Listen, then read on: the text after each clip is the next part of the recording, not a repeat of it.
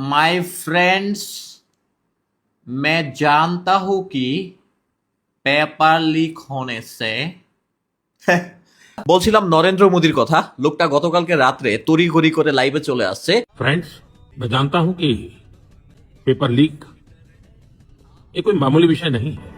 যে লোকটার মুখ দিয়ে বোম মারলেও একটা কথা বেরোতে চায় না, সেই লোকটা বাধ্য হয়ে লাইভে চলে আসছেন। এমন একটা পজিশনের অ্যাঙ্গেল থেকে ক্যামেরা করতেছিল, কিছু বলার নাই। তো যাই হোক, এখন মূলত ভারতের আপডেট কি আপনারা জানেন যে জুলাইয়ের মতো বাংলাদেশে যে অবস্থা হয়েছিল, ভারতে ঠিক সেম অবস্থা চলতেছে।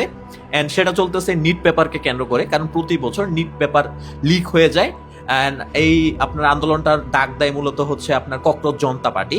অ্যান্ড বিশেষ করে ভারতের এখন প্রত্যেকটা অঙ্গরাজ্যে আপনার আন্দোলন চলতেছে। শুরুর দিকে আন্দোলনে যদিও পুলিশ ধাপায় রাখছিল, বাট এখন জেনজিদের অবস্থা এমন হয়ে গেছে যে যেই ব্যারিকেড দিয়ে পুলিশ তাদেরকে আটকানোর চেষ্টা করে, ওই ব্যারিকেড নিয়ে তারা পালায় যায়। তারপরে বিহারের অবস্থা যদি আপনাদেরকে বলি, পুলিশ ওয়াটার গান নিয়ে আসছে সেই জায়গায় নিক্ষেপ করার জন্য, পোলাপাইন পানি পানি গান লাগায় সেই জায়গায় নাচানাচি শুরু করে দিছে। পুলিশ রশি নিয়ে আসছে তাদেরকে ঘেরাও দেওয়ার জন্য, সেই রশি নিয়ে পোলাপাইন টানাটানি শুরু করছে।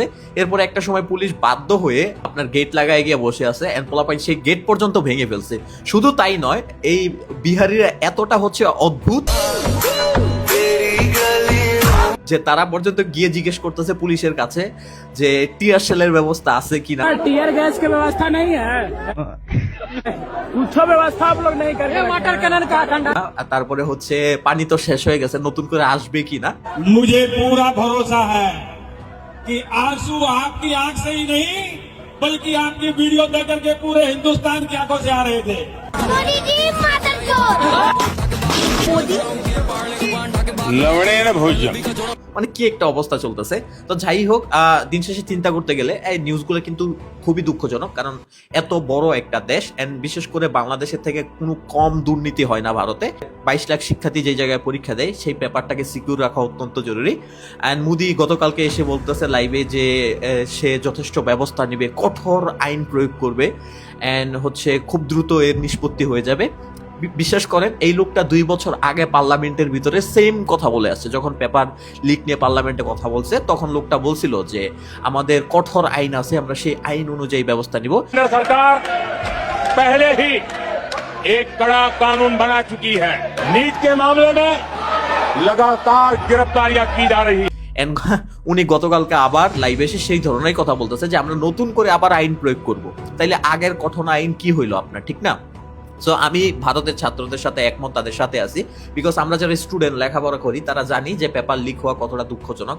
আপনি দিন রাত স্টাডি করে লেখাপড়া করেন, আরেকজন টাকা দিয়ে পেপার কিনা নিয়ে আসে, ভালো রেজাল্ট করে আপনার যদি পার পায় যায়, তাইলে সেটা তো আপনার আমার জন্য একান্তই দুঃখজনক।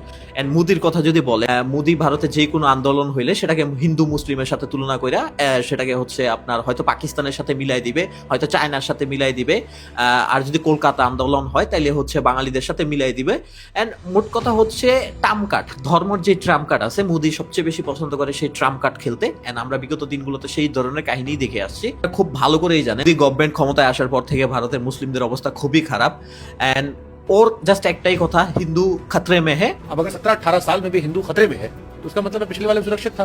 तो या तो ये वोट बैंक के लिए है या इसी के नाम पर दुकान चल रही है। মানে হিন্দুরা খুবই আশঙ্কাজনক অবস্থার মধ্যে আছে। বাট বিশ্বাস করেন, হিন্দুদের সরকার ক্ষমতা থাকার পরেও যদি হিন্দুরা খাতরে মে থাকে, তাইলে যদি মুসলিম সরকার যত বছর ক্ষমতায় ছিল ভারতে, তখন তো আপনার ভারতে হিন্দু খাতরে মে ছিল না। মানে এর কথা ট্রাম্প কার্ড দিয়ে জাস্ট, যেহেতু ভারতে ম্যাক্সিমাম সংখ্যক হিন্দু আছে, তাদেরকে একটা সাইড করে রাখা, এন্ড মুসলিমদের যতটা সম্ভব দাবায় টাবায় রাখা, সে ক্ষমতায় ধরে রাখা, এটা তার প্ল্যান। দেখেন, ইন্ডিয়াতে গরু জবাই নিষিদ্ধ হওয়ার পরও বিশ্বের মধ্যে বিফ এক্সপোর্টের দিক থেকে ভারতের অবস্থান তৃতীয়। মানে বিশ্বের সর্ববৃহৎ বিফ এক্সপোর্ট হয় ভারত থেকে। তার মানে ভারতের সবচেয়ে বেশি গরু জবাই হয় হিসাব করতে গেলে। কিন্তু সে মুসলিমদের গরু মাংস খাইতে দিবে না, কুরবানি দিবে না, কিন্তু এক্সপোর্টের দিক থেকে সে আবার আগায় আছে। তো ভারতে এরকম অনেক ঘটনা আছে, বাট রাজনীতি বিষয় নিয়ে আমি কখনো কথা বলি না।